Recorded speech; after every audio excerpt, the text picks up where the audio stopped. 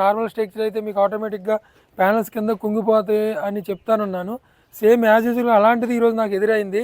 Same మేము ఎక్కడైతే install చేసామో దాని పక్క బిల్డింగు ఎస్బీఐ ఉంది, ఎస్బీఐ బ్యాంకులో కరెక్ట్గా అది 4 years క్రితం ఆ ప్యానల్స్ ఇన్స్టాల్ చేశారు.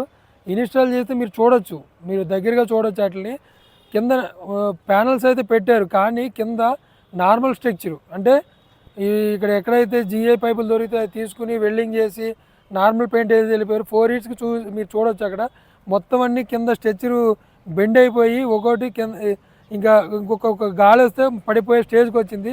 అదే నేను మీ కస్టమర్కి చెప్పేది అదే, మీరు కొనేటప్పుడు ఒక 10,000 20,000 తక్కువని మీరు ఎక్కడైనా కాంప్రమైజ్ అయ్యారంటే ఇది 20 సంవత్సరాల లైఫ్ ఉండాలి. ఇప్పటికీ స్టిల్ మెచ్చుకోవచ్చు, ఇప్పటికీ ఆ ప్యానల్స్ వర్కింగ్ ఉన్నాయి. బట్ ప్రాబ్లం ఏంటంటే కింద స్ట్రక్చర్లో స్ట్రెంత్ లేదు.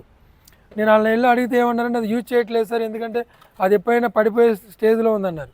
అందుకని మీరు ఏం చేస్తారంటే మీరు సోలార్ తీసుకోవాలనుకున్నప్పుడు సోలార్ వాళ్ళ వెండర్ మనకి ఒక 10 రూపాయలు ఎక్కువ తక్కువ చూడొద్దండి. మీరు ఏ క్వాలిటీ వాడుతున్నారు, మీవని వాళ్ళు వేసే వైరు, స్క్రూ, నట్టు, బోల్టు, స్ట్రక్చరు, పైపు అన్నీ ఎవ్రీథింగ్ మీరు అబ్జర్వ్ చేయండి. అబ్జర్వ్ చేసి క్వాలిటీ ప్రోడక్ట్ తీసుకోండి.